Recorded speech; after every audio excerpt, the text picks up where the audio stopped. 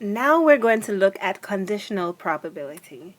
And conditional probability is the probability or the chance of something happening knowing that something else happened. So for example, if I know that it rained, I'm certain that it rained, what's the chance that I will walk? So that is conditional probability. Now, this can be either really, really easy or really, a lot more challenging. It's not really challenging, but a lot more challenging. So the really, really, really easy version of the question is on the left side. If you know that it rains, so it's given that it rains, you know that. What's the probability that you will walk? Well, if you look on the tree, going up this branch, if we know it, it becomes a certainty.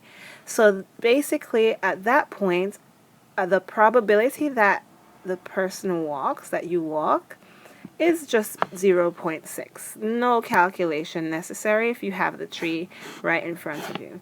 So if you know that it rains, the probability that you walk is given directly by the tree. It's 0.6. Now, if it were backwards, if the question asks you instead, what's the probability that it's rain given that you walked? So now what's given is that you walked. You walked here, you walked here. Now you have to kind of look backwards and ask yourself, what's the probability that it's rained? And that's a much more difficult question and much more involved question. The formula for that is given in your formula sheet, and it is the probability of A given B is equal to the probability of A and B over the probability of B. So we have a lot of letters and symbols and stuff going on here. So let's talk about what they mean. That line means given. So the whole phrase means the probability of A given B. As you may recall from our last unit, that symbol means and the P of just means probability. So the probability, let's translate this here. The probability of, we have A given B. So what's given is that you walked. So rain given walked, let's just call that W, is equal to the probability of rain, let's call it R, and walk all over the probability of walking in general. So there's a bunch of stuff that we have to do now.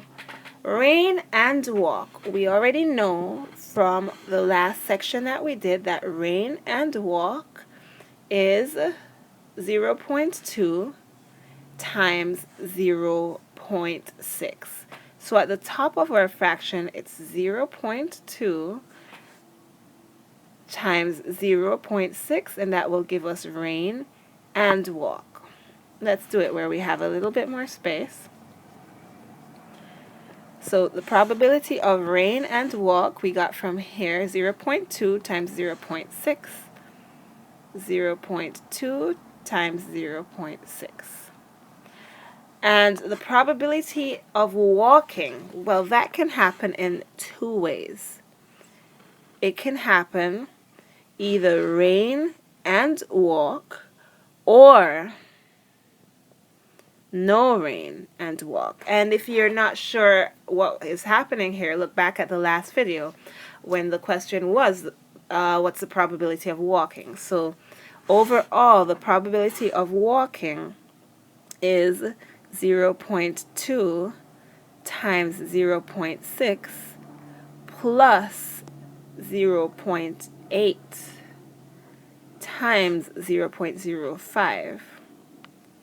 And when you type that, hold on, it's 0.05.